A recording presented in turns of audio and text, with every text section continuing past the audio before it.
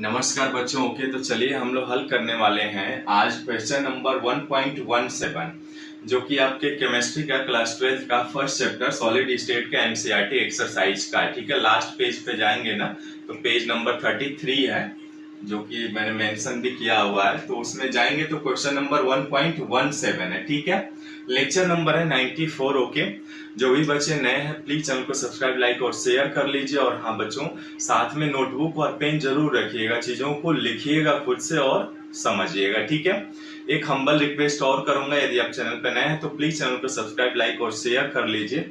Okay, चलिए question पढ़ते हैं और समझते हैं। ठीक है, कह रहा है अर्धचालक क्या होते हैं। अर्धचालक क्या होते हैं यानी सेमीकंडक्टर। दो मुख्य अर्धचालकों का वर्णन कीजिए एवं उनकी चालकता क्रियाविधि में विभेद कीजिए। ठीक है, इंग्लिश में कह रहा है what are semiconductors, describe the two main types of semiconductor and contrast their conduction mechanisms. ठीक है, इसको हल करना है।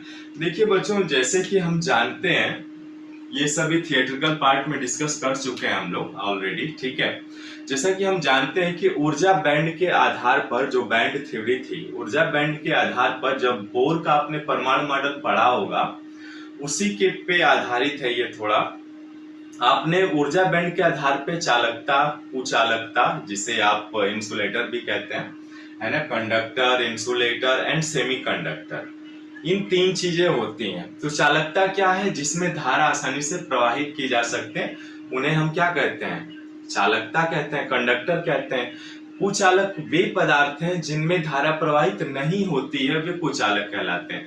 सेमीकंडक्टर क्या होता है? इनके बीच क्या गुण प्रदर्शित करता है। ठीक है, जैसा कि पहला पॉइंट है, अर्धचालक की चालकता कंडक्टर एवं इंसुलेटर के मध्य होती है, यानी जो लाई करती है कंडक्टर और इंसुलेटर के मध्य में, उन्हें हम सेमीकंडक्टर कहते हैं। दूसरे शब्दों में कह सकते हैं आप, अर्धचालक जो है वो आपके शुद्ध तत्व भी हो सकते हैं। जैसा कि सेकंड पॉइंट कह रहा है आपका, ये फर्स्ट पॉइंट हो गया, तो ये सेकंड पॉइंट। सेकंड पॉइंट क्या कह रहा है? अर्धचालक शुद्ध तत्व हो सकते हैं, जैसे सिलिकॉन, जर्मेनियम। ठीक है, ये तो हम जानते भी हैं।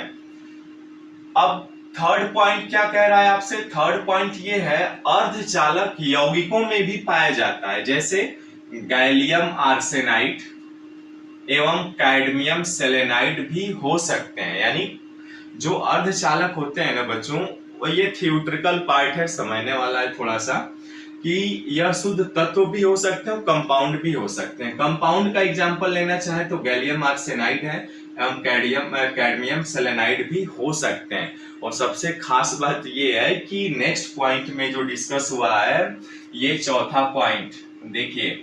चौथा पॉइंट ये कह रहा है, परम शून्य ताप पर कुचालक होते हैं। अर्धचालक जो है परम शून्य ताप पर कुचालक का गुण प्रदर्शित करते हैं, यानी इंसुलेटर का। ठीक है, नेक्स्ट पॉइंट पांचवा क्या कह रहा है? पांचवा कह रहा है कि जैसे ही आप इनका टेम्परेचर बढ़ाओगे, यानी टेम्परेचर यदि इंक्रीज हो रहा है ना, तो इनकी कंडक्टिविटी क्या होगी?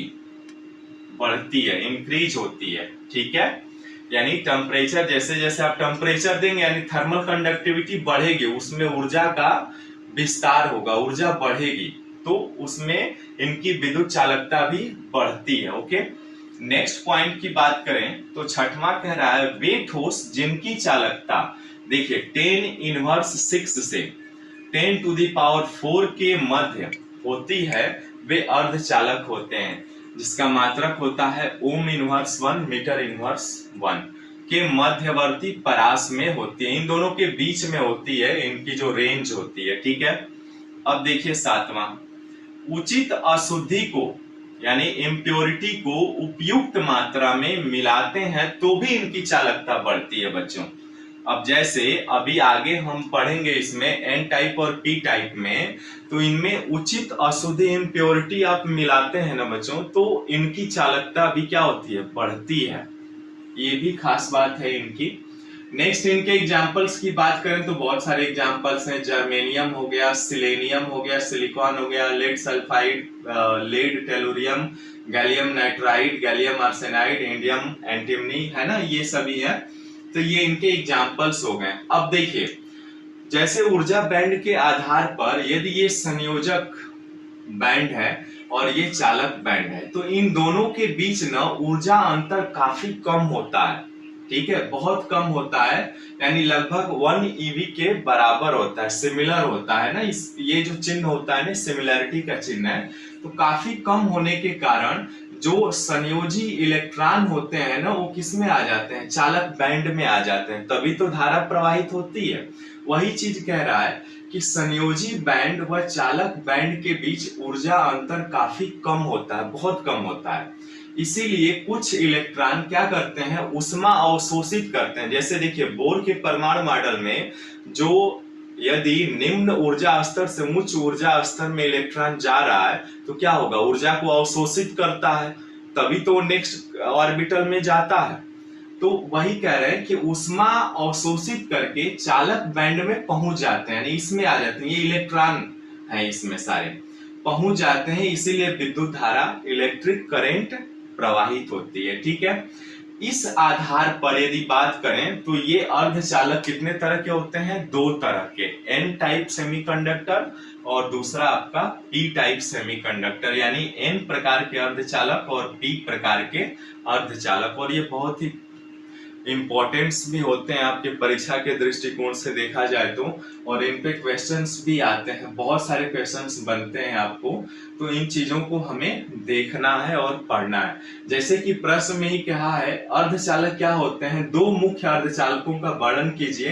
तो अब हमें एन प्रकार के अर्धचालक और पी प्रकार के अर्धचालक को समझना है। इनकी क्रियाविधि इस प्रकार काम करती है, संयोजी इलेक्ट्रॉन क्या होते हैं, ऊर्जा अवशोषित करके ये चालक बैंड में आ जाते हैं। ठीक है, इसीलिए इसमें विद्युत धारा प्रवाहित होती है। ठीक है, तो आइए अब सीखते हैं एन टाइप सेमीकंडक्टर क्या होते हैं और पी टाइप के। ठीक है बच्चों, तो इसके पहले हमने अभी अर्धचालक समझा। ठीक है, अर्धचालक में जैसा क्वेश्चन कर रहा था, अर्धचालक क्या होते हैं, 2 मुख्य अर्धचालकों का वर्णन कीजिए। जैसा कि हम जानते हैं कि अर्धचालक क्या होते हैं, इसकी परिभाषा से ही आप समझ सकते हैं। अर्धचालक, देखिए, अर्धचालक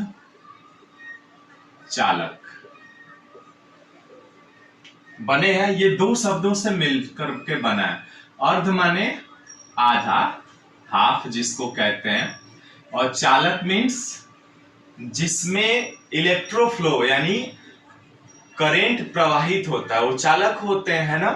तो ऐसे यानी आधा चालक प्रवाह हो, आधा चालक न हो, तो यानी इसका मतलब ये हुआ कि ऊर्जा बैंड के आधार पर जो ठोसों का वर्गीकरण किया गया, तो चालक, कुचालक एवं अर्धचालक। तो अर्धचालक क्या होते हैं, अर्धचालक वे चालक होते हैं जिनकी चालकता और कुचालकता के बीच होती है। हमने अभी समझा। ठीक है, या इसे ही आप सेमीकंडक्टर भी कहते हैं, इंग्लिश में भी यदि बात करें हम तो सेमीकंडक्टर कहते हैं। सेमी मीन्स आधा, हाफ होता है, कंडक्टर मीन्स आप जानते ही हैं। ठीक है, अब देखिए, ये सेमीकंडक्टर के कुछ खास गुण आप जानते भी हैं कि इनका ताप बढ़ाएंगे तो इनकी कंडक्टिविटी बढ़ती जाती है, हम जानते भी हैं। ठीक है, यानी इसी को ध्यान में रखते हुए सेमीकंडक्टर मुख्य 2 प्रकार के होते हैं। एन प्रकार के अर्धचालक यानी एन टाइप सेमीकंडक्टर। अब देखिए, एन टाइप सेमीकंडक्टर क्या है कि जब किसी भी आप, जैसे मान लीजिए ये अर्धचालक है, तो अर्धचालक के उदाहरण क्या हो गए, सिलिकॉन हो गए आपके, या जर्मेनियम हो गए ना। यानी ये कार्बन वाले, कार्बन फैमिली के तत्व हैं। तो हम जानते हैं कि अर्धचालक तत्व भी हो सकते हैं, कंपाउंड भी हो सकते हैं। अब सिलिकॉन क्या होता है, इसका वैलेंस इलेक्ट्रॉन कितना होता है, 4 होता है ना। तो ये कार्बन की तरह आपस में 4 बॉन्डों से बन जाते हैं, लेकिन कुछ ऐसा कर दिया जाए, मतलब इसमें एक अशुद्धि मिला दिया जाए, किसी भी तरीके से डोपिंग करके आप इम्प्योरिटी मिला दें इसमें। और वो इम्प्योरिटी कैसी होनी चाहिए, ये ध्यान देना है। मान लीजिए यदि ये तो चतुर्थ संयोजी है, इसमें यदि आप पांच संयोजी इलेक्ट्रॉन वाले तत्व की अशुद्धि को मिला देते हैं तो एन टाइप के अर्धचालक बन जाते हैं। कैसे? जैसे देखिए, पांच टाइप के जो पांच संयोजी तत्व कौन से हैं? वर्ग 14 के आवर्त सारणी में आप जाएंगे तो उसमें 14वां जो ग्रुप है उसमें आपका फास्फोरस भी है, आर्सेनिक भी है। तो इनके पास बाहरी कक्ष में कितने इलेक्ट्रॉन होते हैं? 5 होते हैं ना। तो अब देखिए, मान लीजिए एसआई जो सिलिकॉन है वह आपस में 4 बॉन्डों के माध्यम से जुड़ा हुआ है, ठीक है। उसमें किसी अशुद्धि यानी आर्सेनिक, वर्ग आपके जो 15वें ग्रुप का तत्व है यानी आर्सेनिक की अशुद्धि इसमें मिला दिया जाए। तो अब तो आप सोचेंगे कि सिलिकॉन के पास तो 4 इलेक्ट्रॉन है और आर्सेनिक के पास 5। तो आर्सेनिक क्या करता है? ये अपने 4 इलेक्ट्रॉन 4 सिलिकॉन से कोवैलेंट बॉन्ड तो बना लेता है, लेकिन इसके पास इलेक्ट्रॉन की अधिकता है ना बच्चों, यहाँ पे 1 इलेक्ट्रॉन अधिक होता है, यानी वो फ्री रहता है, फ्री टू मूव, अतः फ्री इलेक्ट्रॉन होते हैं जो गतिशील होता है ना। तो इसी टाइप की अशुद्धि जब मिलाते हैं ना तो वो एन टाइप के सेमीकंडक्टर बन जाते हैं। आइए इसको चित्र के माध्यम से मैं समझाता हूं आपको कि कैसे। देखिए, सिंपल भाषा में हम जानते हैं कि सिलिकॉन जो है, सिलिकॉन को क्या करता हूं मैं? देखिए, सिलिकॉन हो गया 2 3 4, सिलिकॉन ले लिया, 4 सिलिकॉन ले रहा है, ठीक है। सिलिकॉन से ये कोई क्रिस्टल बना हुआ है, ठीक है। अब इस सिलिकॉन जो है वो आपस में 4 बॉन्ड बनाता है, ये आप जानते हैं ना, कोवैलेंट बॉन्ड बनाता है ये, ठीक है। अब देखिए, ये 4 बॉन्ड बनाया, ठीक है,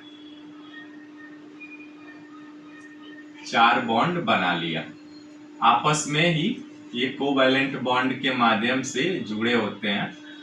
तो ये 4 बॉन्ड बना लिए आपस में, ठीक है। चलिए सबको बना लीजिए, आप खुद से भी बनाइएगा तभी चीजें आसान होंगी, ठीक है। अब देखिए, यहाँ पे प्रत्येक सिलिकॉन का ये क्रिस्टल है और सिलिकॉन का क्रिस्टल जो है वो 4 बॉन्ड बनाता है। अब देखिए, ये क्या हुआ, सिलिकॉन के जब चारों बॉन्ड है इसमें किसी प्रकार की अशुद्धि मिला देते हैं। मान लीजिए 15वें ग्रुप का जो आपका आर्सेनिक है, यहाँ पे आर्सेनिक को मैं मिला देता हूं, ठीक है। तो आर्सेनिक के जो 4 इलेक्ट्रॉन हैं वो तो सिलिकॉन के साथ बॉन्ड बना लेंगे, बहुत आसानी से बना लेंगे, लेकिन एक 5वां इलेक्ट्रॉन यहाँ पर होगा ना जो फ्री टू मूव होगा, है ना।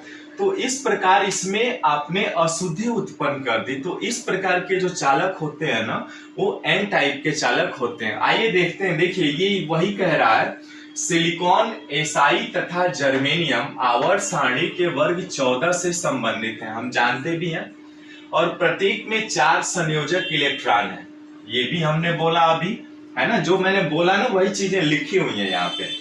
क्रिस्टलों में इनका प्रत्येक परमाणु अपने निकटस्थ परमाणुओं के साथ 4 सहसंयोजक बंध बनाता है। देखिए, अपने इनके पास वाला जो एसआई है, सिलिकॉन है, यह क्या करता है, अपने 4 से बॉन्ड बना लेता है, ठीक है बच्चों।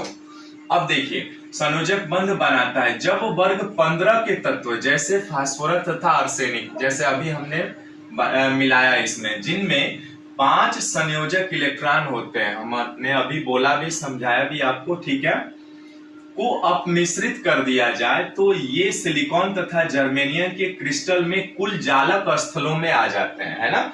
जो लैटिस पॉइंट होते हैं उसमें आ जाते हैं।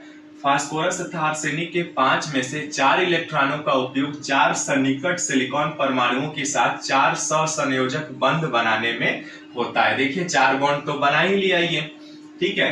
5वां अतिरिक्त इलेक्ट्रॉन देखिए डीलोकलाइज्ड हो जाता है, विस्थानित हो जाता है, ठीक है, मूव करता है ये। यह विस्थानित इलेक्ट्रॉन अपमिश्रित यानी मिश्रित सिलिकॉन या जर्मेनियम की चालकता में वृद्धि करता है। यही इलेक्ट्रॉन क्या करता है, इनकी चालकता में कंडक्टिविटी को इंक्रीज करता है, बढ़ाता है बच्चों। ठीक है, यहाँ चालकता में वृद्धि ऋणावेशित इलेक्ट्रॉन के कारण होती है, अतः इलेक्ट्रॉन धनी अशुद्धि। अब देखिए यहाँ पे क्या है, सिंपल आप जानते हैं कि इलेक्ट्रॉन एक्सेस है ना, यानी इनके पास क्या है, इलेक्ट्रॉन धनावेशित है, यानी इलेक्ट्रॉन धनी है ये, है ना, वही कह रहा है। अतः इलेक्ट्रॉन धनी अशुद्धि से अपमिश्रित सिलिकॉन को एन प्रकार का अर्धचालक कहा जाता है। ठीक है, तो इस तरह से आप लिख सकते हैं जैसे मैंने लिखा, जैसे अभी मैंने चित्र के माध्यम से जो शब्द बोले ना, वही सारी चीजें यहाँ पे लिखी हुई हैं, उसको आप आसानी से कर सकते हैं। अब आइए देखते हैं पी प्रकार के अर्धचालक यानी पी टाइप सेमीकंडक्टर्स क्या होते हैं, उनको समझते हैं। ठीक है, ओके, चलिए इसको लिख लीजिए, स्क्रीनशॉट लेना है तो स्क्रीनशॉट ले लीजिए। ओके बच्चों, तो देखिए अभी एन प्रकार का पढ़ा हमने, अब देखिए पी प्रकार के अर्धचालक क्या होते हैं। ठीक है, सेम कंडीशन है किसी भी ठोस में पदार्थ में, जब आप जैसे सिलिकॉन या जर्मेनियम जैसे क्रिस्टल में किसी 13वें ग्रुप के, है ना, जैसे बोरान एल्युमिनियम नामक 13वें ग्रुप के तत्व की अशुद्धि को मिश्रित कर देते हैं उस सिलिकॉन या जर्मेनियम के क्रिस्टल में, तो एक क्या होता है, अब मिश्रित जब करेंगे तो विशुद्धि उत्पन्न होगी, और विशुद्धि उत्पन्न जब कर देते हैं आप, तो वो पी प्रकार के पी टाइप अर्धचालक के जैसा व्यवहार करते हैं। सिंपल है आपका, जैसे अभी एन टाइप में देखा ना कि सिलिकॉन जो है अपने आपस में 4 बॉन्ड बनाता है, कोवैलेंट बॉन्ड बना लेता है ना। देखिए ये सिलिकॉन हो गया आपका 4 बॉन्ड बनाता है कार्बन की तरह, सिलिकॉन, ठीक है, एक और बना लेते हैं। ओके, सिलिकॉन हो गया ये। अब देखिए सिंपल है आपका, ये सिलिकॉन सभी से 4 बॉन्ड बनाएगा आपस में, ठीक है, ये देखिए ये 4 बॉन्ड बनाएगा सिलिकॉन का। अब इसमें जब 13वें ग्रुप के किसी भी तत्व को, बोरान को, एल्युमिनियम को या गैलियम को, मान लीजिए यहाँ पे गैलियम को हम यानी त्रिसंयोजी वाले तत्व को मिला देते हैं, जैसे गैलियम है, तो गैलियम क्या करेगा, देखिए इसके पास तो 3 ही इलेक्ट्रॉन है ना, त्रिसंयोजी, तो 3 इलेक्ट्रॉन जो है ये आपस में क्या होगा, ये आपका तो बॉन्ड बना लेगा 3 सिलिकॉन से, लेकिन चौथा जो है वो आपका क्या होगा, यहाँ होल बन जाता है। ठीक है, तो इस प्रकार की अशुद्धि जो कहलाती है वो पी टाइप की अशुद्धि कहलाती है। देखिए जैसे पी प्रकार के अर्धचालक में सिलिकॉन अथवा जर्मेनियम को वर्ग 13 के तत्वों जैसे बोरान, एल्युमिनियम अथवा गैलियम के साथ अपमिश्रित किया जाता है, जिनमें केवल 3 संयोजक इलेक्ट्रॉन होते हैं। ये हम जानते भी हैं, वह स्थान जहां चौथा इलेक्ट्रॉन नहीं होता है, देखिए नहीं होता है, इलेक्ट्रॉन छिद्र या इलेक्ट्रॉन रिक्तियां कहलाता है। निकटवर्ती परमाणु से इलेक्ट्रॉन आकर इलेक्ट्रॉन छिद्र को भर सकता है, जो इसके पास है या इसके पास से इलेक्ट्रॉन आकर के इस छिद्र को भर सकता है। ठीक है, परंतु ऐसा करने पर वह अपने मूल स्थान पर इलेक्ट्रॉन छिद्र छोड़ जाता है। यदि ये इलेक्ट्रॉन इधर आएगा तो यहाँ पे बन जाएगा फिर। ठीक है, जिस इलेक्ट्रॉन द्वारा यह भरा गया उसके विपरीत दिशा में चल रहा है विद्युत क्षेत्र। अब चूंकि इलेक्ट्रिक करंट बढ़ेगा तो जब प्रवाहित होगा तो विद्युत क्षेत्र उत्पन्न होगा, तो विद्युत क्षेत्र के प्रवाह में इलेक्ट्रॉन छिद्रों में से धनावेशित प्लेट की ओर चलेंगे, परंतु ऐसा प्रतीत होगा जैसे इलेक्ट्रॉन छिद्र धनावेशित है और ऋणावेशित प्लेट की ओर चल रहा है। ओके, तो इस तरह से बच्चों ये आपका क्वेश्चन कंप्लीट होता है। अर्धचालक के बारे में हमने सीखा, 2 मुख्य अर्धचालकों का वर्णन किया और उनकी मैकेनिज्म को भी समझा। ओके, मिलते हैं फिर नेक्स्ट वीडियो में।